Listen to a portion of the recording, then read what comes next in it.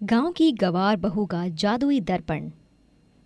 50 वर्षीय modern Maneka hall में बैठी थी कि डोरबेल की आवाज सुनकर झट से दरवाजा खोलती है, जहां सिद्धांत और उसके बगल में दुल्हन के लिबास में एक लड़की खड़ी थी।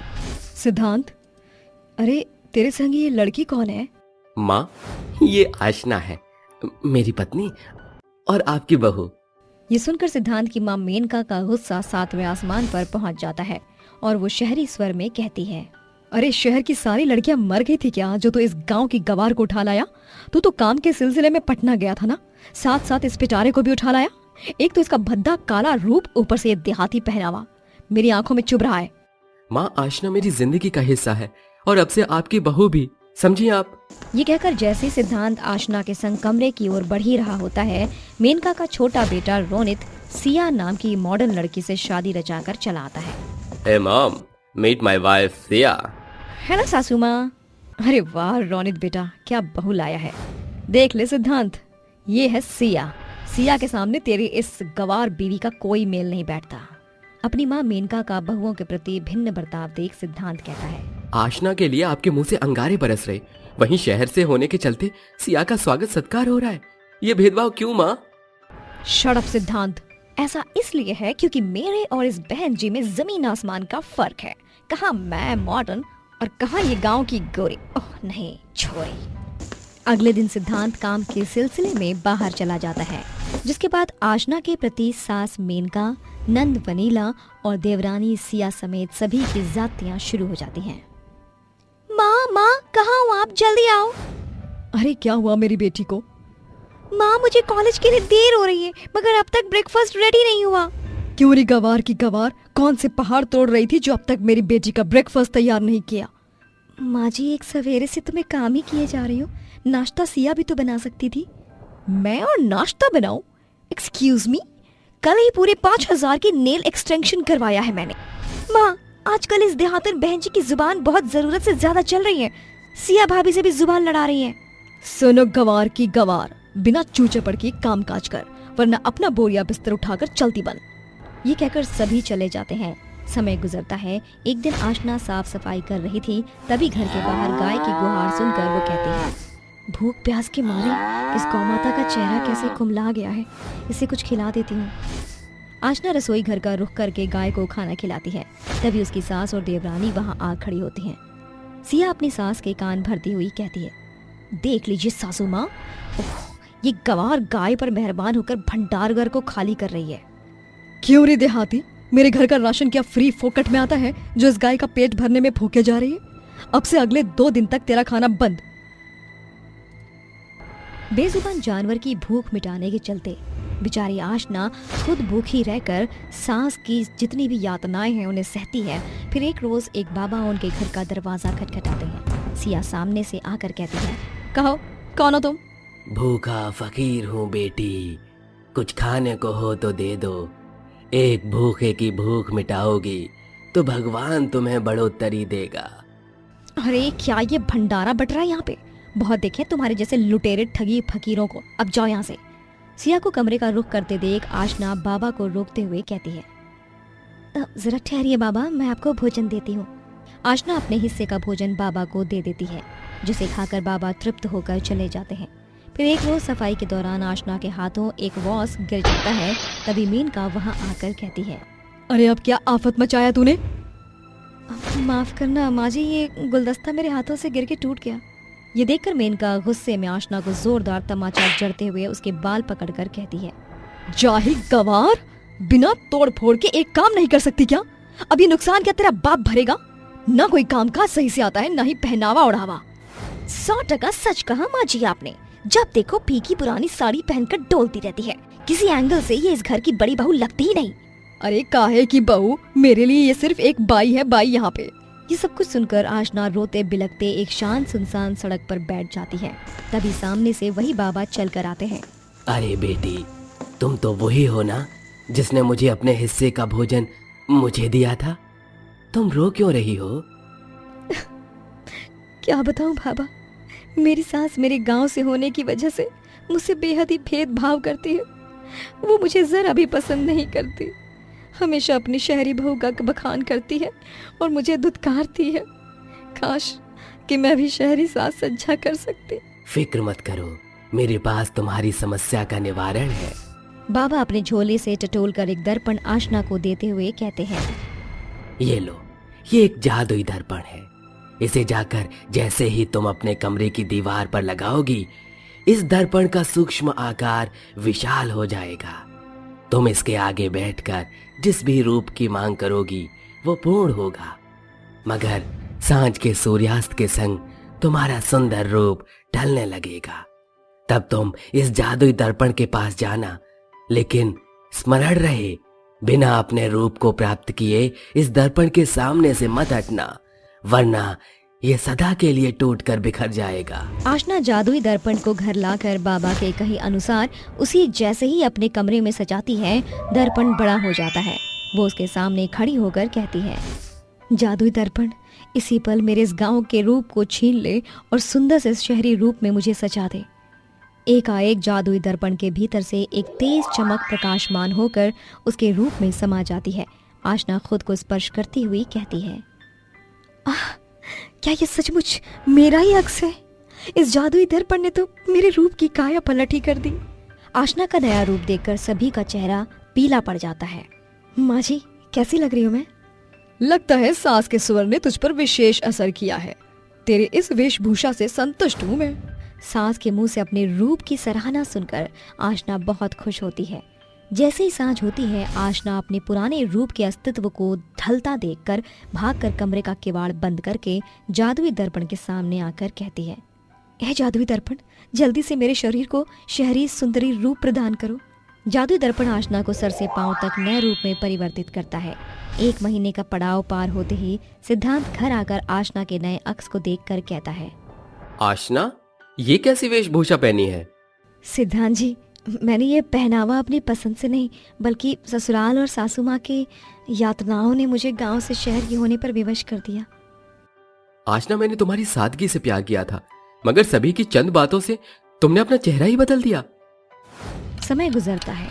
आशना हर सवेरे उठकर जादुई दर्पण के आगे अपना रूप परिवर्तित किया करती थी और सांझ होते ही शहरी रूप ढलता देखकर वो एकांत में अपने जादुई दर्पण के आगे आज कहती है, ऐ मेरे जादुई दर्पण, जल्दी से मेरे इस कुरूप चेहरे को सुंदर चेहरे में बदल दो। जैसे ही जादुई दर्पण अपना असर शुरू करता है, मेनका के गिरने की आवाज सुनकर आशना अपने अधूरे रूप के साथ उठ जाती है।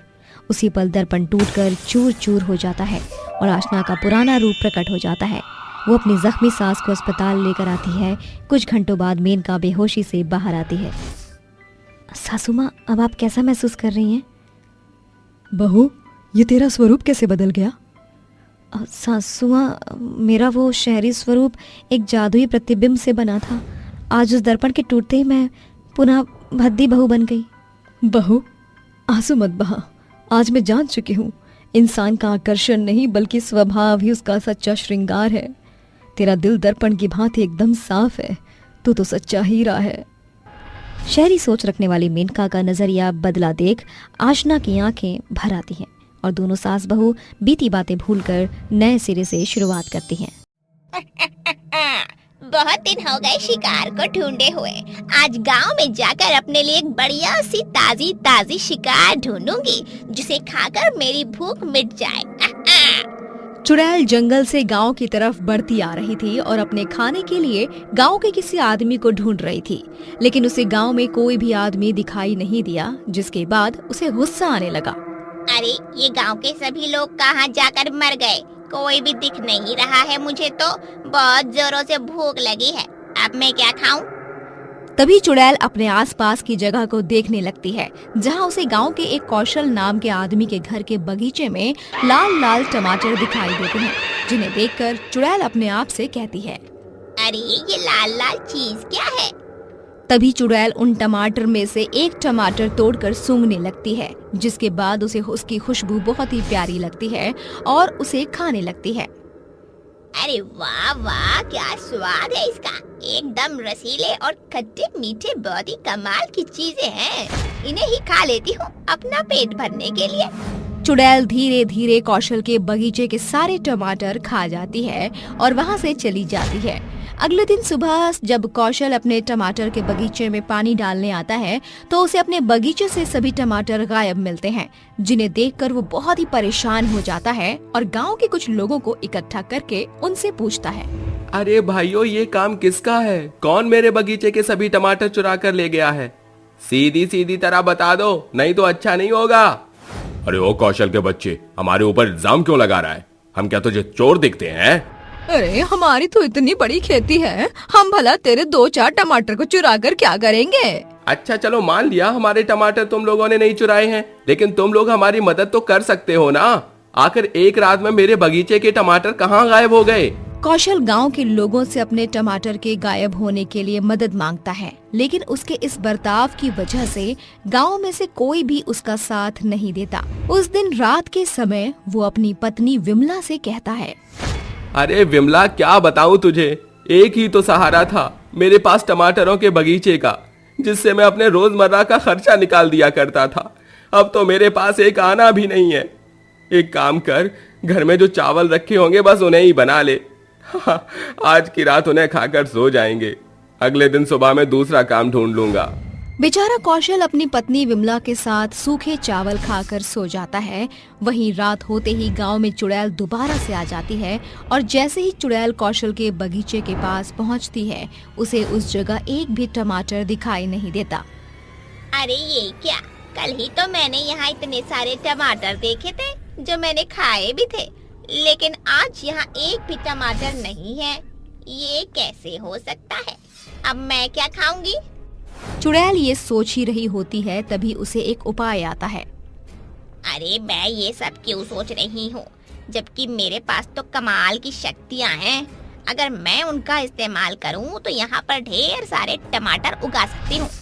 तभी चुड़ैल अपनी शक्तियों से बगीचे में कई सारे टमाटर उगा देती है और जिसके बाद वो उन टमाटर को खाने लगती है। देखते ही देखते वो बगीचे के आधे टमाटर खा जाती है और आधे वहीं छोड़ देती है। पेट तो भर गया है, अब ये टमाटर कल के लिए छोड़ देती हूँ, कल इन्हें खा लूंगी।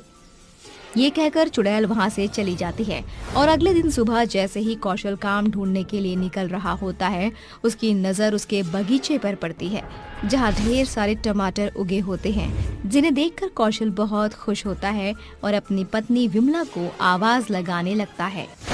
अरे विमला, बाहर आओ और ये देखो, ये तो एक चमत्कार है। जैसे ही विमला बाहर आती है, वो बगीचे की तरफ देखती है, जहाँ बगीचे में कई सारे टमाटर दिखाई देते हैं। अरे ये कैसा चमत्कार है? अरे ये तो ऊपर वाले का रहम है, वो किसी के घर का चिराग बुझने नहीं देता। ये कहकर कौशल टमाटरों को टोकरी में भरता है और बेचने के लिए निकल जाता है, जिसके बाद दिन भर की मेहनत करके वो अच्छा खासा कमा लेता है और रात को जब वो वापस अपने घर पहुंचता है तो पेट भर कर खाना खाकर आराम से सो जाता है। जैसे ही रात के समय चुड़ैल टमाटर खाने के लिए गांव में पहुंचती है, उसे बगीचे में एक भी टमाटर दिखाई नहीं देता। ये क्या, फिर से टमाटर गायब? अब मुझे दोबारा से टमाटर की खेती करनी होगी। चुड़ैल अपनी शक्तियों से टमाटर उगा देती है, जिसके बाद आधे टमाटर वो खुद खा जाती है और आधे वहीं छोड़ देती है। लेकिन उसे ये सब करता हुआ गांव का एक आदमी देख लेता है, जो अगले दिन सुबह कौशल के साथ साथ गांव के सभी लोगों को चुड़ैल के बारे में बताने लगता है। अरे गांव वालों, तुम्हें पता है, हमारे गांव में एक चुड़ैल आती है जो कौशल के बगीचे में पहले टमाटरों को उगाती है और उसके बाद कुछ टमाटर खुद खा जाती है और बाकी छोड़ जाती है। अरे मैंने खुद उस चुड़ैल को अपनी आंखों से देखा है। अरे ये कैसी बकवास कर रहा है भला? चुड़ैल टमाटर कैसे उगा सकती है? अगर मुझ पर विश्वास नहीं तो रात को खुद देख लेना, वो चुड़ैल तुम्हारे बगीचे में आती है और टमाटर उगाती है। उस आदमी की बात सुनकर गांव के सभी लोग अचंभित हो जाते हैं, लेकिन कौशल थोड़ा सा परेशान हो जाता है और अपने मन ही मन सोचने लगता है। अगर इस आदमी की बात सही निकली तो गांव के लोग उस चुड़ैल को नहीं छोड़ेंगे और फिर मैं पहले की तरह गरीब हो जाऊंगा। मेरे पास कमाने का कोई साधन भी नहीं होगा। अब मैं क्या करूं? मुझे तो कुछ समझ में नहीं आ रहा। उस आदमी की बात सुनने के बाद गांव के सभी लोग अपने अपने कामों में लग जाते हैं और रात होने का इंतजार करते हैं। जैसे ही रात होती है, गांव के लोग चौकन्ने होकर अपने घरों में चुड़ैल के आने का इंतजार करने लगते हैं। आधी रात होते ही चुड़ैल जंगल से टमाटर खाने के लिए कौशल के बगीचे के पास पहुंच जाती है। आखिर कितने प्यारे प्यारे टमाटर हैं। बेवकूफ है वो चुड़ैल जो लोगों का मीट खाती है और उन्हें मार देती है। इससे अच्छा है कि खून जैसे रसीले लाल लाल टमाटर खा लो। ये कितने स्वादिष्ट होते हैं, इन्हें खाकर तो बहुत ही मजा आता है। चुड़ैल ये बोल ही रही होती है, इतने में गांव के सभी लोग चुड़ैल को चारों तरफ से घेर लेते हैं, जिसके बाद वो सभी चुड़ैल से कहने लगते हैं, अरे चुड़ैल की बच्ची तो हमारे गांव में क्या कर रही है? हे भगवान, देखो तो कितनी भयानक चुड़ैल है। इस चुड़ैल से हमारे गांव के बच्चों को कितना खतरा है। इस चुड़ैल को छोड़ना मत, इसे मार डालो। अरे ये क्या, तुम सब लोग यहाँ क्या कर रहे हो? मैं तो यहाँ सिर्फ टमाटर खाने आई थी। मैं कभी किसी को नुकसान नहीं पहुँचाती हूँ। अच्छा, एक चुड़ैल होकर तो किसी को नुकसान नहीं पहुंचाएगी, इस बात की क्या गारंटी है? देखो मैं सच बोल रही हूँ, मुझ पर भरोसा रखो। मैं तुम लोगों को कोई नुकसान नहीं पहुँचाऊंगी और ना तुम लोगों को मारूंगी। मुझे बस ये टमाटर खाने दो, बहुत जोरों से भूख लगी है, उसके बाद मैं यहाँ से चली जाऊंगी। देख चुड़ैल, टमाटर तो तुझे नहीं मिलेंगे। अब सीधी तरीके से यहाँ से चली जा, नहीं तो अच्छा नहीं होगा। चुड़ैल किसी की बात नहीं सुनती, जिसके बाद गांव के सभी लोग अपनी अपनी लाठी लाकर चुड़ैल के ऊपर हमला बोल देते हैं कि तभी कौशल चुड़ैल को पीटने से बचाता है और गांव के सभी लोगों से कहता है, तुम लोग ये सब क्या कर रहे हो? अगर इस चुड़ैल को तुम लोगों को मारना ही था तो ये पहले ही तुम्हें मार देती। इसे छोड़ दो और जाने दो। इस बेचारी ने तो मेरी मदद की है। अगर आज ये ना होती तो मैं भूखा प्यासा अपने परिवार के साथ मर जाता। ये तो एक चुड़ैल है जो मेरी मदद कर रही थी, लेकिन तुम सभी तो इंसान हो ना, उसके बावजूद भी तुम्हारे अंदर इंसानियत नहीं है। अरे कुछ सीखो इस चुड़ैल से। कौशल की बात सुनकर गांव के सभी लोगों को अपनी गलती का एहसास हो जाता है और वो चुड़ैल से माफी मांगते हैं, जिसके बाद चुड़ैल वहां से चली जाती है। अब कौशल अपने टमाटर के बगीचे से धीरे धीरे अमीर हो जाता है और हर रोज रात के समय चुड़ैल के लिए एक टोकरी टमाटर रख देता है, जिन्हें खाकर चुड़ैल भी खुश हो जाती है। 3 जादुई मुर्गी का सोने का घर। 10 वर्षीय गुड़िया अपनी माँ सरस्वती के साथ रहती थी। पति के देहांत के बाद बेटी की जिम्मेदारी सरस्वती पर आ गई थी। घर बार चलाने के लिए वो मुर्गी पालन करके गुजर बसर करती थी, पर अचानक एक दिन उसकी सारी मुर्गियां बेहद बीमार पड़ गईं। ये देखकर गुड़िया अपनी माँ से कहती है, माँ, हमारी मुर्गियों को क्या हो गया है? ये कुछ खा भी क्यों नहीं रही है? मैं इनको कितना दाना खिलाने की कोशिश कर रही हूँ, पर ये तो चोंच भी नहीं मार रही है और ना ही आजकल अंडे दे रही है। गुड़िया, इस वक्त हमारी मुर्गियां बीमार चल रही हैं बेटा, इसीलिए ये बहुत ही कमजोर होकर अंडे नहीं दे पा रही। चल खाना खा ले। नहीं माँ, मुझे भूख नहीं है। जब तक मेरी मुर्गियां इन बाजरे के दानों को खत्म नहीं कर लेती, मैं भी तब तक कुछ नहीं खाऊंगी। जिद नहीं करते गुड़िया, अगर तू ही बीमार हो जाएगी तो फिर कैसे अपनी मुर्गियों की देखभाल करेगी? गुड़िया खाना खाकर फिर से अपनी मुर्गियों के पास आकर बैठ जाती है। उनके पंखों को सहलाने लगती है, सभी की देखभाल करती है और देखते ही देखते कई दिन बीत जाते हैं, पर मुर्गियों की सेहत में कोई भी सुधार नहीं आता। एक रोज वो अपनी माँ को परेशान होकर कहते सुन लेती है, अगर ऐसे ही चलता रहा तो एक एक करके सारी मुर्गियां मर जाएंगी और फिर घर का गुजारा दुर्भर हो जाएगा, क्योंकि उनके अंडे बेचकर ही तो मैं अपना और अपनी बेटी का पेट पालती हूँ। ये सुनकर गुड़िया अपनी सबसे प्यारी मुर्गी चंचू को गोद में उठाकर कहती है, मेरी प्यारी मुर्गी चूचू, तुम जल्दी से ठीक हो जाओ और बाकियों को भी स्वस्थ कर दो, वरना मैं खूब रोऊंगी। अब मैं जी जान लगाकर तुम्हें ठीक करके ही दम लूंगी। वक्त तेजी से गुजरता चला जाता है और छोटी सी गुड़िया उन सभी की खूब देखभाल करती और कई दिन के बाद उसकी सबसे पसंदीदा मुर्गी चंचू एकदम ठीक हो जाती है और कहती है, गुड़िया, तुमने मेरी खूब देखभाल की, इसके लिए बहुत बहुत शुक्रिया। मुर्गी को इंसानों की तरह बोलता देखकर गुड़िया चौंक कर कहती है, मुर्गियाँ तो कुकड़ुकू करती है, पर तुम इंसानों की तरह बोल कैसे सकती हो? उसके इतना कहते ही वो मुर्गी विशाल देवी का अवतार धारण करके कहती है, क्योंकि मैं कोई मुर्गी नहीं बल्कि एक दैविक हूँ जो तुम्हारी परीक्षा ले रही थी। दरअसल मुझे पक्षियों से बहुत प्रेम है, इसीलिए जब मैंने तुमको और तुम्हारी माँ को मुर्गियों से ऐसा अत्यंत प्रेम करते देखा तो मैंने यहाँ आकर तुम्हें परखना जरूरी समझा और आज तुम उसमें खरी उतर गई हो। इसीलिए मैं तुमसे बेहद प्रसन्न हूँ और मैं तुम्हें ये 3 मुर्गियां देती हूँ। पर इस बाड़े में तो मेरी ही मुर्गियां हैं। गुड़िया, ये तीनों कोई साधारण मुर्गियां नहीं है बेटा, बल्कि जादुई मुर्गियां हैं। जैसे ही तुम इनको जमीन पर रखोगी, ये मुर्गियां विशाल रूप धारण करके सोने की जादुई मुर्गी घर में बदल जाएंगी और इनके अंदर सोने के अंडे, जेवर और सोने के सिक्के निकलेंगे, जिससे तुम अपनी और बाकियों की भी मदद कर पाओगी। इतना बोलकर देवी अदृश्य हो जाती है। गुड़िया उन तीनों मुर्गियों को जैसे ही जमीन पर रखती है, वो तीनों विशाल सोने की मुर्गी घर में बदल जाती हैं। फिर उनके पेट के हिस्से के आगे से सोने की सीढ़ियां निकल जाती हैं और एक दरवाजा बन जाता है और गुड़िया कहती है, माँ जल्दी बाहर आओ। क्या हुआ गुड़िया, क्यों चिल्ला रही है? माँ ये देखो। अरे ये तो सोने का मुर्गी घर है, पर ये तीनों घर यहाँ कैसे? माँ वो जो मेरी जो मुर्गी है जो मुझे सड़क पर मिली थी ना, वो कोई साधारण मुर्गी नहीं बल्कि एक जादुई देवी थी। चलो माँ इस घर के अंदर चलते हैं। दोनों मुर्गी घर की सीढ़ियों से ऊपर चढ़कर अंदर पहुंचती हैं, जहां मुर्गी के ढेर सारे सोने के अंडे होते हैं, जिन्हें उठाकर वो नीचे आ जाती है और ऐसा ही बाकी दोनों सोने के मुर्गी घर में घुसकर करते हैं, जिसमें से एक से सोने के जेवर, दूसरे से सोने के सिक्के मिलते हैं और उनके बाहर आते ही वो मुर्गियां अपने साधारण रूप में आ जाती हैं। और गुड़िया कहती है, इन सोने के अंडों को बेचकर सबसे पहले हम अपने सभी मुर्गियों का अच्छा खासा इलाज करवाएंगे ताकि इनमें से कोई भी मरे नहीं। हाँ, ये मुर्गियां हमारे परिवार का हिस्सा है, लेकिन उससे पहले ही इन तीनों मुर्गियों को हमें अंदर रखना होगा। जादुई सोने की मुर्गी घरों से मिले सोने के अंडों को बेचकर सरस्वती अपने सभी मुर्गियों का इलाज करवाती है और कुछ ही समय बाद उसकी सभी मरियल मुर्गियां स्वस्थ और तंदुरुस्त हो जाती हैं।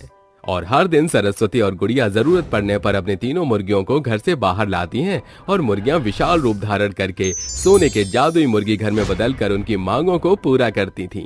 गांव में रहने वाला मोहन उसके पास आकर कहता है, गुड़िया, तेरी माँ घर में है क्या? मोहन भैया आप आइए ना, क्या बात है, आप इतने उदास क्यों लग रहे हैं? तुमसे कुछ पैसे उधार लेने आया हूँ। मैं भी मुर्गियों का फार्म खोलना चाहता हूँ, क्योंकि अपना काम दूसरों की चाकरी करने से बेहतर है। जरूर भैया, आइए मेरे साथ। सरस्वती अपने तीनों मुर्गियों को उठाकर घर से बाहर ले आती है और कहती है, मेरी साधारण मुर्गियों, जल्दी से विशाल आकार में बदलकर सोने की जादुई मुर्गी घर में बन जाओ। फिर तीनों मुर्गियां विशाल होकर सोने के जादुई मुर्गी घर में बदल जाती हैं और उसके अंदर से सोने की सीढ़ियां और दरवाजा निकल आता है। फिर सरस्वती मोहन को अंदर ले आकर कहती है, मोहन भैया, मुर्गी फार्म के लिए आपको जितना सोना चाहिए ले लीजिए। दुनिया धन संपत्ति के राज को छुपा कर रखती है, पर तुमने मेरे सामने उसे खोल दिया। बस मुझे इतने की ही जरूरत है? शुक्रिया सरस्वती, मैं तुम्हारा उपकार बिल्कुल नहीं भूलूंगा। एक दिन सरस्वती मुर्गियों के आहार के दानों को लेने के लिए बाजार जा रही थी। तभी उसकी टक्कर उसकी बचपन की सहेली सरिता से होती है और वो कहती है, संभाल कर बहन। अरे सरिता, तुम इतने अरसी बाद। सरिता उसके गले लगकर फूट फूट कर रोने लगती है, जिसे देख सरस्वती उसे अपने घर ले आती है, जहाँ सरिता कहती है, समझ नहीं आ रहा क्या करूं। भरी जवानी में पति का साथ छूट गया। बूढ़े सास ससुर की जिम्मेदारी मुझ पर है, पर झोली में एक फूटी कौड़ी नहीं। इतनी सी बात, आ मेरे साथ। सरस्वती अपने तीनों मुर्गियों को उठाकर घर के बाहर ले आती है और जमीन पर रखते ही वो तीनों विशाल आकार में बदलकर जादुई सोने की मुर्गी घर में बदल जाती हैं। और सरिता हैरानी से कहती है, ये कैसा पक्षी घर है जो मुर्गी सा प्रतीत हो रहा है? सरिता, तुझे जितने भी सोने के अंडे, जेवर या सिक्कों की जरूरत है, इसके अंदर से बेझिझक ले लो। सरिता अपनी जरूरत के अनुसार सोने के सिक्के, अंडे, जेवर लेकर नीचे आ जाती है, जिसके बाद वो तीनों मुर्गियां अपने साधारण रूप में आ जाती हैं और सरिता सरस्वती को शुक्रिया कहकर चली जाती हैं। पर सरस्वती को ये बात पता नहीं थी कि उसे ऐसा करते लालची लाजपत ने देख लिया है और वो कहता है, तभी सोचूं कि इसने मुर्गी के अंडे बेचना क्यों छोड़ दिया। सोने के अंडे बरसाने वाली मुर्गी घर जो बन गया है, अब तो ये 3 मुर्गी घर मेरे घर जाएंगे। चल कालू। लालची लाजपत अपने गुंडे कालू के साथ अंदर आकर उसे धमकाते हुए कहता है, अरे ओ सुरों की देवी सरस्वती, जल्दी से ये 3 जादुई मुर्गियां मेरे हवाले कर दे, वरना मेरा आदमी कालू तुम दोनों माँ बेटी को मार मार कर पीला कर देगा। आज तो इसे मजा चखाना ही होगा। मेरी साधारण मुर्गियों, जरा अपना विशाल रूप धरकर इस लालची को सबक सिखाना। सरस्वती के कहते ही 3 मुर्गियां एकदम विशाल रूप धरकर लाजपत को अपने बड़े पंजों से बुरी तरह से घायल कर देती हैं। ये देखकर कालू दुम दबाकर भाग जाता है और लाजपत को अच्छा सबक मिलता है। इसलिए दोस्तों, जरूरत से ज्यादा लालच करना बुरे के साथ खतरनाक भी साबित होता है। चुड़ैल नाई की दुकान। 3 दिन के बाद बेचारा राजेश अपने बेटे राजू के साथ पेट भर के खाना खाता है। ये सब चुड़ैल खिड़की से झांक कर देख रही होती है और वो बहुत खुश होती है। जिसके बाद चुड़ैल हर रोज इसी प्रकार नाई का काम करके पैसा कमाती है और रात को अपने पति राजेश के सोने के बाद उन पैसों को उसके सिरहाने रख देती है। एक दिन राजेश अपने मन ही मन सोचता है, आखिर ये कौन है जो मेरे तकिए के पास पैसे रखता है? आज मैं इस बात का पता लगा कर ही रहूंगा। उस रात राजेश सोने का नाटक करता है और चौकन्ना रहता है। रात होते ही चुड़ैल आती है और उसके सिरहाने पैसे रख देती है। जैसे ही राजेश चुड़ैल को देखता है, उसे चुड़ैल को पहचानने में जरा भी देरी नहीं लगती और वो चुड़ैल से कहता है, अरे ललिता, क्या ये तुम हो? अरे मुझे तो विश्वास ही नहीं होता अपनी आंखों पर। तुम मरने के बाद भी हमारी मदद कर रही हो। आखिर आपको मेरा सच पता चल ही गया। मुझे नहीं पता था कि मरने के बाद तुम्हें शांति नहीं मिली और तुम हमारे लिए इतना सब कुछ कर रही हो। ये सब तो करना ही था। जीते जी तो नहीं कर पाई, लेकिन मरने के बाद कर रही हूँ। कांचीपुरम के छोटे से गांव में एक गरीब परिवार रहा करता था, जिसमें ललिता अपने पति राजेश और अपने बेटे राजू के साथ रहा करती थी। ललिता का पति राजेश नाई का काम किया करता था और उसी से वो अपने रोजमर्रा के खर्चे निकाला करता था। गांव में राजेश के अलावा 2 नाई और थे, कालू और गजेंद्र। उन दोनों की दुकान पर भीड़ अक्सर ज्यादा लगी रहती थी। राजेश से कोई इसलिए जल्दी शेविंग नहीं कटवाया करता था क्योंकि वो बहुत गरीब था और उसकी नाई की दुकान भी बहुत छोटी थी। एक दिन राजेश अपने गांव के एक आदमी के बाल काट रहा होता है। अरे क्या बताएं भैया, कमाई तो हो ही नहीं पाती है। कालू और गजेंद्र दोनों सारे ग्राहक अपने साथ ही ले जाते हैं, मानो जैसे ग्राहकों का तो अकाल पड़ा हो। अरे भाई क्या बताएं, सब मोह माया है। ये सारा खेल पैसों का है। उन्होंने अपनी दुकान बहुत बड़ी और सुंदर बना रखी है, इसलिए सब लोग उनकी दुकान में ही जाते हैं। भाई साहब, तुम बिल्कुल सही कहते हो। गांव के कुछ लोग मिलकर उन्हें हॉस्पिटल ले जाते हैं, जिसके बाद राजेश को ये पता चलता है कि उसकी पत्नी अब इस दुनिया में नहीं रही और वो अपाहिज हो गया है। जिसके बाद वो व्हीलचेयर के सहारे चलने लगता है। ये सब क्या हो गया?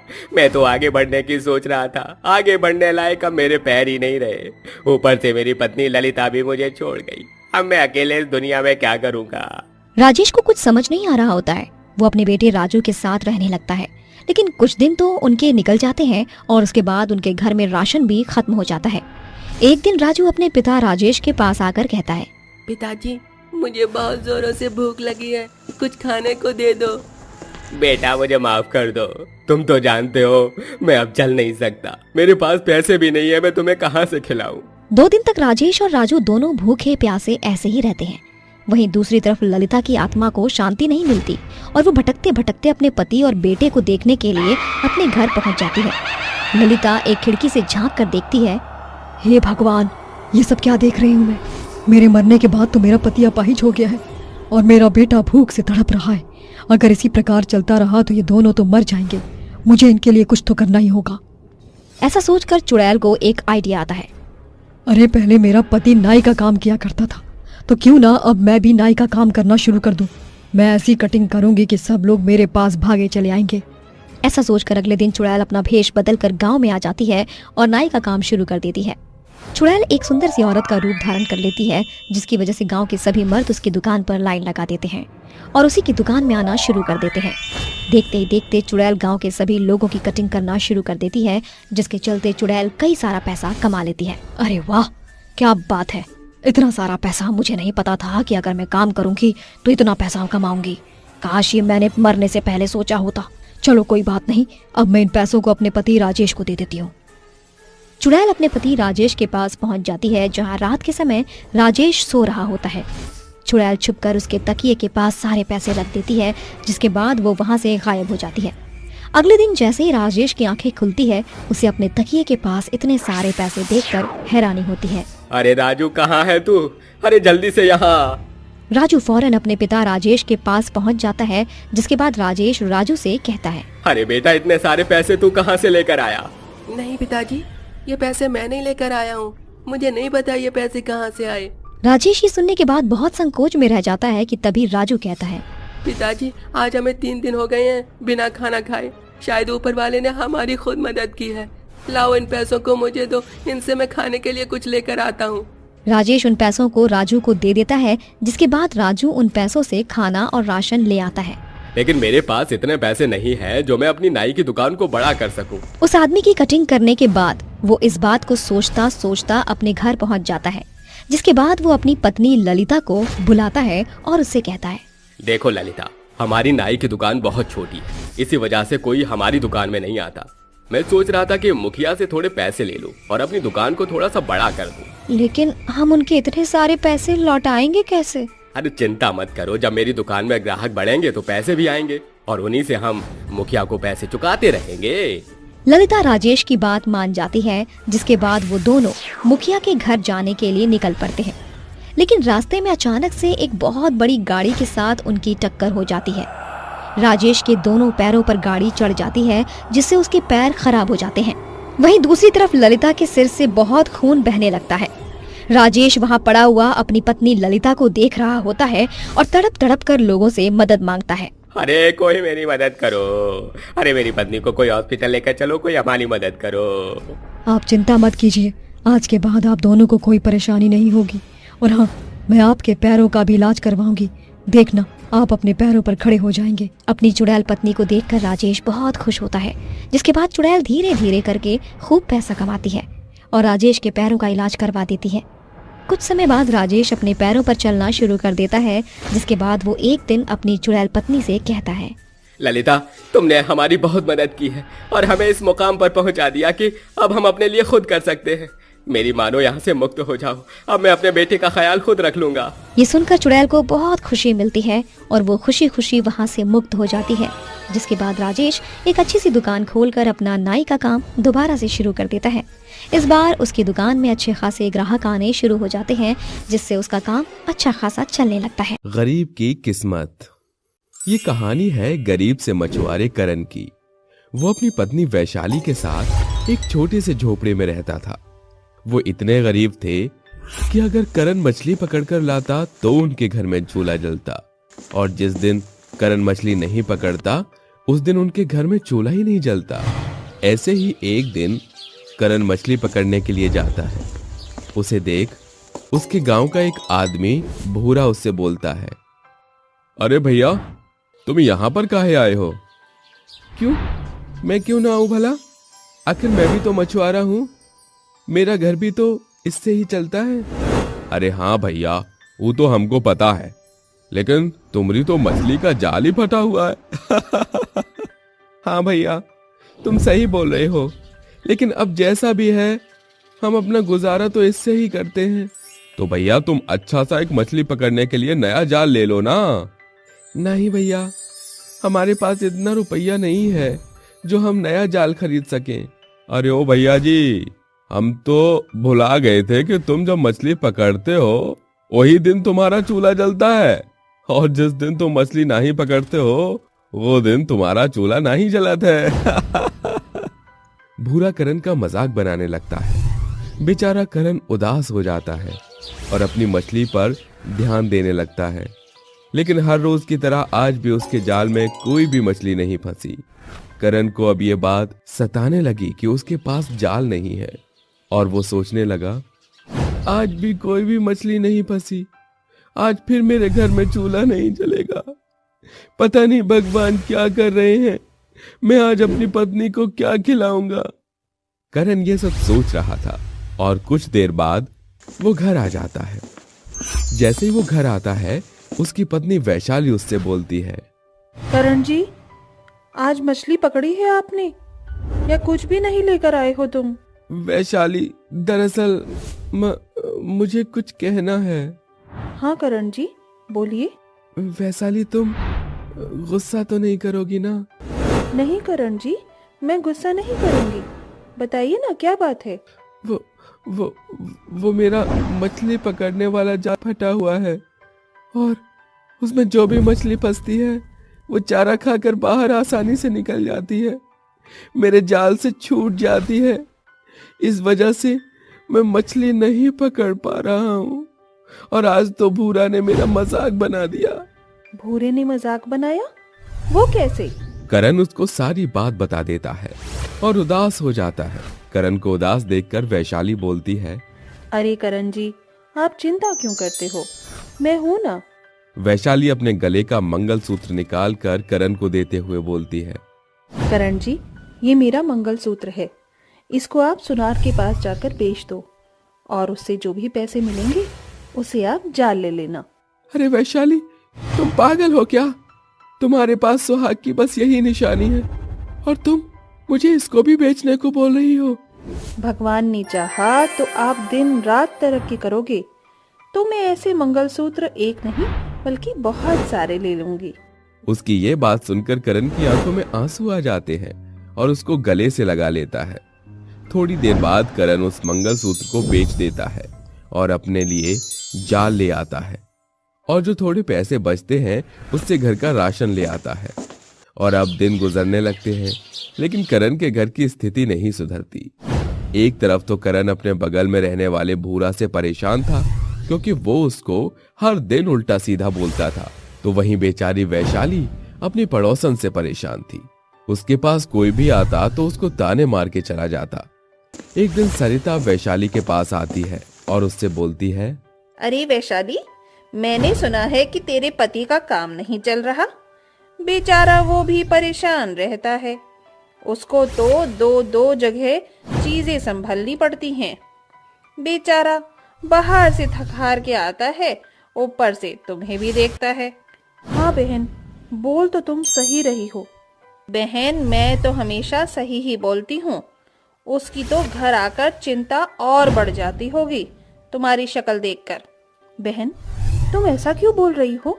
बहन, मैं तो इसलिए बोल रही हूँ क्योंकि तू एक बांझ है, उसको तो तूने एक भी बच्चा नहीं दिया। सरिता वैशाली को ताने मार के चली जाती है और ये सुनकर बेचारी वैशाली के ऊपर मानो पहाड़ टूट गया था और वो अपनी झोपड़ी के अंदर जाकर फूट फूट कर रोने लगती है और रोने की आवाज से उसका मुंह सूज चुका था। शाम को जब करण आता है तब उसका मुंह सूजा हुआ देखकर उसको बोलता है, अरे वैशाली, क्या हो गया है तुम्हें? तुम इतना क्यों रो रही हो? करण जी, मैं आपको बच्चा नहीं दे सकती हूँ, मेरी वजह से आप परेशान रहते हो, मुझे माफ कर दो। वैशाली को रोता हुआ देख करण समझ जाता है कि उसको फिर से किसी ने ताने मारे हैं और वो उसके आंसू पोंछता है और अपने गले से लगा लेता है। अगली सुबह वो मछली पकड़ने जाता है। वो बहुत ही उदास होकर मछली पकड़ता है और जैसे ही वो अपनी मछली का जाल फेंकता है उसका जाल बहुत ही भारी हो जाता है। ये देख करण तुरंत अपने आसपास के लोगों को चिल्लाकर बुलाता है, अरे भाइयों, मेरे जाल में बहुत ही बड़ी मछली फंसी है, कृपया करके तो मेरी मदद करो मेरी इस मछली को बाहर निकालने में। उसकी ये बात सुनकर वहां के सभी आदमी उसकी मदद करने लगते हैं और थोड़ी देर बाद वो मछली का जाल बाहर निकालता है और उस जाल में मछली को देखकर सब हैरान हो जाते हैं क्योंकि उसमें केवल एक ही मछली थी और वो बहुत ही विशाल मछली थी। उस मछली को देखकर करण बहुत ही खुश हो जाता है और सभी उसकी खुशी में शामिल हो जाते हैं। करण खुशी खुशी उस मछली को अपने घर पर लेकर आता है और अपनी पत्नी से कहता है, वैशाली देखो, आज मैं कितनी बड़ी मछली तुम्हारे लिए लाया हूँ। वैशाली उस मछली को देखकर बहुत ही खुश हो जाती है और करण से बोलती है, अरे करण जी, ये इतनी बड़ी मछली कैसे आई जाल में? वैशाली, मैं कहता था ना, भगवान जी हमारी मदद जरूर करेंगे। देखो, आज हमारी मदद कर दी भगवान जी ने। मैं अभी इस मछली को काटती हूँ और मछली चावल बनाती हूँ।